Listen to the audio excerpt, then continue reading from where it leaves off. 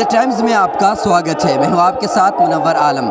जहाँ एक तरफ हिंदुस्तान में बदअमनी फैली हुई है, भाईचारा ख़त्म होता नज़र आ रहा है। इंसानियत के नाम पर एक दो लोग दूसरे को मारते हुए नज़र आ रहे हैं। मज़हब के नाम पर लोगों को लड़ाते हुए हुकूमत नज़र आ रही है। यानी कि जहाँ अफराजुल हक की मौत, जुनैद आलम की मौत के ज़िम्मेदार एक तरफ हम हिंदू भाइयों को या दूसरे लोगों को ज़िम्मेदार ठहराते, बीजेपी हुकूमत जहाँ एक तरफ कब्रिस्तान और शमशान की बात करते हुए नज़र आती है, वहीं दूसरी तरफ वो मुसलमानों और हिंदुओं को आपस में लड़ा करके राम मंदिर और बाबरी मस्जिद के मसले में उलझा करके सारे मुद्दों को भुलाती हुई नज़र आ रही है। यानी कि हिंदुस्तान से जो हिंदुस्तान की पुरानी तहज़ीब है, गंगा जमनी तहज़ीब, उसको ख़त्म करने की पूरी कोशिश में हुकूमत लगी हुई है। लेकिन हिंदुस्तान में अब भी गंगा जमनी तहज़ीब बाकी है। ये वो एरिया है जिसे हम बटला हाउस का एरिया कहते हैं। बटला हाउस के इस एरिया में मुसलमानों की सबसे ज़्यादा आबादी होती है। दिल्ली में अगर हम बात करें तो सबसे ज़्यादा आबादी ओखला में, और ओखला में सबसे ज़्यादा आबादी बटला हाउस के एरिया में।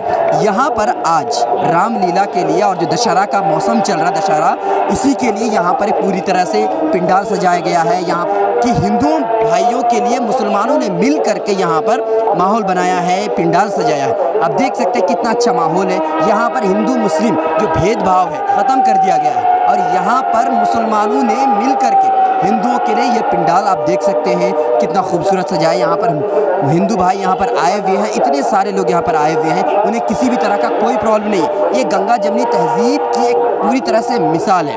यही नहीं बल्कि जहाँ हुकूमत मुसलमानों को और हिंदुओं को लड़ाना चाहती है, तो ये उन लोगों के मुंह पर एक तमाचा है कि नहीं, अब भी हिंदुस्तान में गंगा जमनी तहज़ीब बाकी है, इसीलिए हमें लड़ा नहीं सकते हैं। आइए हम इन चीज़ों का मज़ीद बारे में जानने के लिए उनकी जो भी यहाँ पे जिन लोगों ने मिल करके इसको आयोजन किया है, उन लोगों से मिल करके बात करते हैं। जैसा कि मैंने आपको बताया कि हिंदू और मुसलमान दोनों मिल करके इस प्रोग्राम का उन्होंने आयोजन किया है, जिसमें मुसलमान भाइयों ने और हिंदू भाइयों ने मिल करके इस प्रोग्राम का आयोजन करने के बाद यहाँ से पूरी तरह से अमन शांति, किसी भी तरह का किन्हीं को भी कोई प्रॉब्लम नहीं है, किसी भी तरह की कोई परेशानी नहीं है। तो हमारे पास, आपका नाम सर?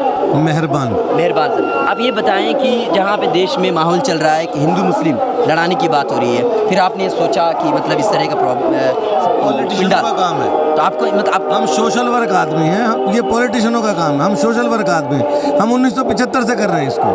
अच्छा, मतलब 1975 से कंटिन्यू कर रहे हैं हम इसको, और इतना बढ़िया प्रोग्राम, हमारे यहाँ से बढ़िया रामलीला, हमारे यहाँ से बढ़िया दशहरा कहीं नहीं मनाया जाता। यहाँ दोनों पार्टियों में बहुत अच्छा प्रेम है।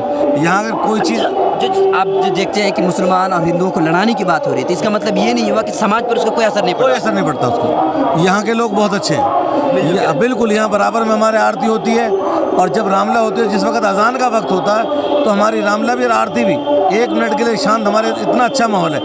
अजान जैसी हो जाएगी फिर अपनी आरती शुरू हो जाती है। यहाँ माहौल को बिगाड़ने की पूरी कोशिश की, लेकिन पर हुआ नहीं। उस मालिक का शुक्र है, यहाँ माहौल बिगड़ा नहीं, बहुत अच्छा माहौल है। आपको अच्छा बात है, आप मुस्लिम हैं, तो आपको समाज में जब आप इस तरह का प्रोग्राम आयोजन करते हैं, आप दशहरा रामलीला का, तो कहीं आपको माहौल से कोई दबाव नहीं मिलता कि आप क्यों ऐसा कर रहे हैं? नहीं, कोई दबाव नहीं, किसी किस्म का कोई दबाव नहीं, बहुत अच्छा प्रोग्राम। आप हमारे साथ एक सर भी, आपका नाम सर? खुर्शीद अनवर। सर, आपने भी इस प्रोग्राम में आपने हिस्सा लिया, तो आपने क्या सोच कर लिया कि मुस्लिम और हिंदू भाइयों के साथ जो एकता है उसको बढ़ाया दिया, इसलिए क्या, या क्या आपके दिल में क्या था? बढ़ाया भी जाए, फिर हमारा धर्म जो है वो सब धर्म की इज्जत सिखाता है करना। हमारे धर्म में ये नहीं है कि ये हिंदू का धर्म है, मुसलमान का, सबको जो है सबके धर्म की आप इज्जत करो। अच्छा सर, कट्टरपंथी लोग कुछ ऐसे होते हैं जहाँ पे मुसलमानों में भी है, हिंदुओं में भी है, तो ऐसे लोग चाहते हैं कि वो पूरी तरह से जो भाईचारा ख़त्म हो जाए, उन लोगों को आप क्या कहना चाहेंगे? वो सब दुकानदारी वाले होते हैं, उनको अपना ये है कि वो सब इन चीज़ों के लिए पैसा मिलता है, समझे, वो अपने मुफाद के लिए करते हैं, उनको किसी धर्म से कोई लेना देना नहीं होता है।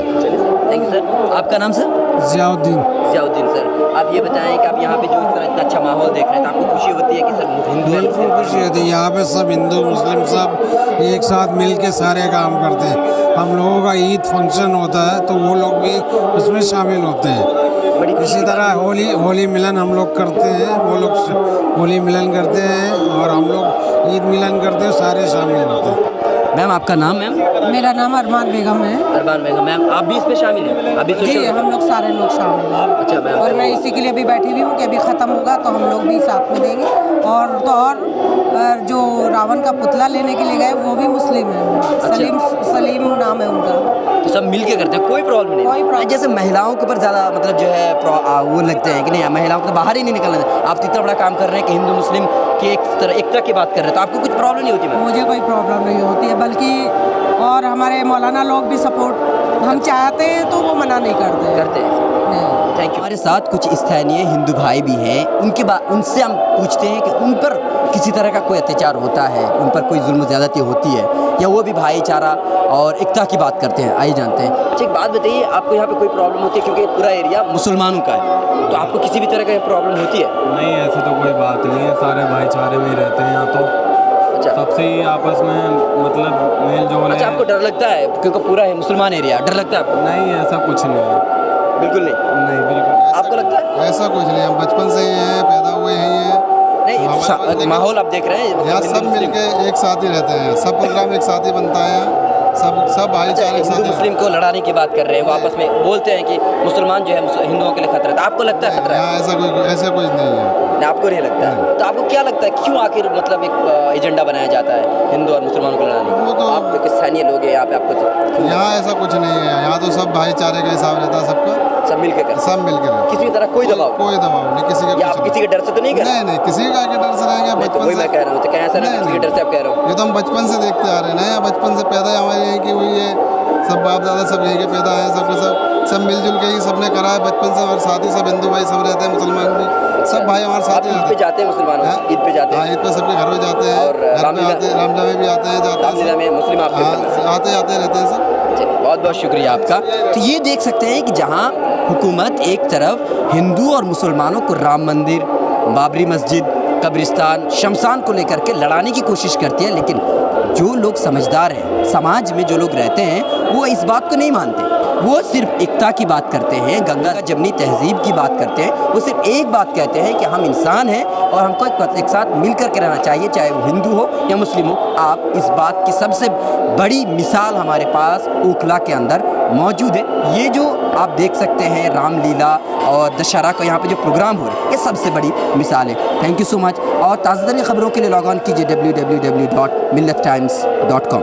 मिल्लत टाइम्स की मज़ीद वीडियोस देखने के लिए यहाँ क्लिक करके सब्सक्राइब करें और बेल आइकन को ज़रूर दबाएं ताकि आपको हमारी हर वीडियो का नोटिफिकेशन मिल सके।